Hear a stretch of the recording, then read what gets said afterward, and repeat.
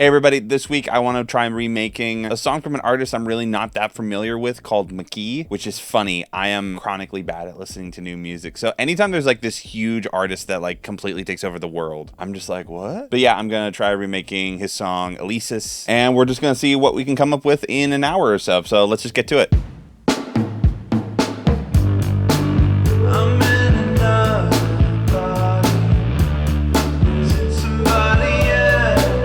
All right, so there's a lot of interesting layers here, a lot of distortion that I think I'm going to have to mess around with, because from my brief interaction with this song, I'm assuming that a lot of the appeal comes from just like how tubey and distorted it is, while also being melodic and like having an insane amount of aggression on something that almost feels like a melancholy singer-songwriter. All right, I think I have like a general direction of where I want to go. First of all, I want to look at frequency-wise what this song looks like, because it's pretty darn dark. So we have a really big fat low end that's peaking around 60 hertz and a pretty steep drop off before that, sort of like a curve downward, and these like resonant peaks are kind of the vocal. So everything else is kind of like curving downward. There's not a whole lot of mid-range going on. All right, let's just try going for some drums. For my long reverb, I want to use something like a spring, because it almost has a little bit of like an old Beach Boys vibe to it, in terms of the reverb at least. For me, that kick drum sounds very short, very stubby, and very distorted, so I might just go through Superior Drummer and find one that sounds kind of like that. I'm looking for a kick drum that has like a really deep low resonance that can really be distorted into a tube saturation thing. In my head, that one sounds the most like what we're looking for. Gonna route all of these guys to a bus so that we can design that kick a little bit more. But I want to maybe compress that a little bit and EQ that. Remove some of that resonance. I'm almost designing this kick to like trigger that saturation a little bit more, because I think that's honestly going to be the trend for this track, is just a lot of like distortion, a little bit of compression, and then transient designer after that. Sometimes if you want it to be like really short, you can add the attack up and the sustain down, and it sounds like really short. Pull down these guys and the rest of it, and then we'll use the snare. Maybe something a little bit less buzzy.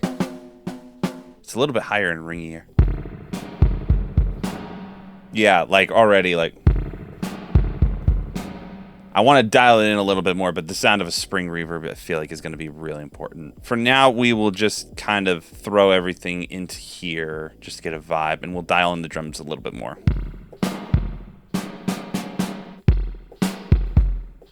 Using this EQ is probably going to help us a lot. Maybe 60% quantizing. Right now, the drums don't sound anything like what I want them to sound like. We're going to have to process them a lot. Let's just try to go all the way with the drums that we can. So this is our kick drum. We're going to set that to out 3, snare to out 5, 6, and then 7, 8, 9, 10. Now we're going to route these guys out and set those new outs as our ins, and set them all to input mode. So now our kick drum is on its own separate channel. So I want to turn this reverb off, and I just want to make this kick sound exactly like what I want it to sound like. So let's start with, honestly, some more transient shaping. I want it to be like a, yeah, like that. Then let's turn these bleed levels down. Turn that pitch up a little bit. Yeah, we're almost trying to like make these feel like samples. I'm basically designing these drums to be as small as possible, and then we can like make them longer with reverb. We're just gonna chop these toms. Yeah, like that. Then bring that over to the other tom. So now our drums sound like this. I am hearing some cassette noise, so I'm almost wondering if I want to add RC20 to everything. Now let's try getting everything a little bit dirtier. A little bit of saturator with the bass turned down. Then we can use another saturator on the snare. Cool, that feels good. For now, let's just start on the bass. Let's try an Ampeg. I do feel like a big portion of this sound is just how much you can like clip everything. Then we could also maybe add a little bit of a tile room reverb.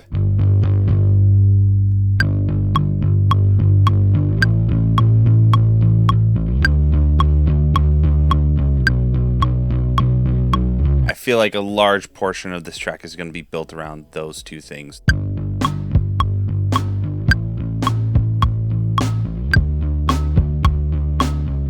Again, not fully quantize everything.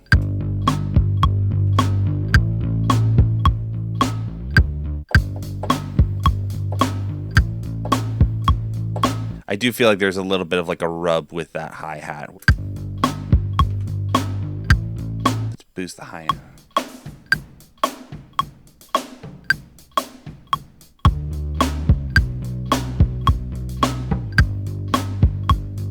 That sounds cool. I feel like a lot of this track is going to be boosting it and processing it once we get to the mastering side.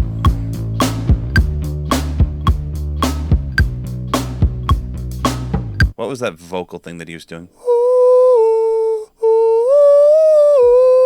Let's just try that.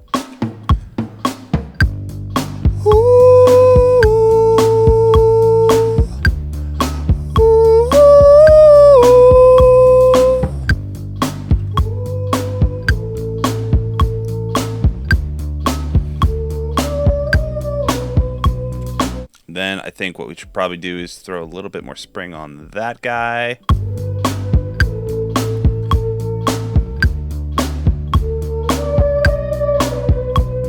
It is not exactly the same melody, but it's close enough. And then there's like a Juno that comes in with like some chords there. We're in D, more of a throatier pad.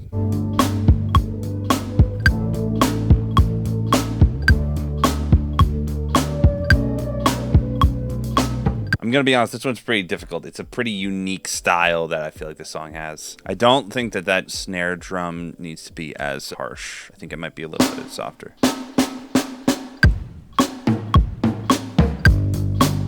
Funny enough, there's not a whole lot in the track itself. It's very minimalist and very vibey. So I honestly don't even think that it might be a fuzzy guitar. It might just be like a bass through a guitar patch.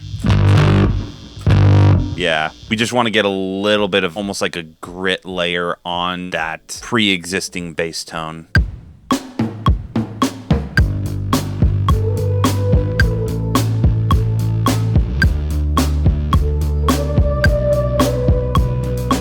Just to give it a little bit of layer. I think I'm just going to have to call it. I don't know if I can get any closer than this, which is funny because it is not a lot of tracks and I spent like an hour on it. But yeah. This is what I was able to come up with for Mk.Gee Alesis.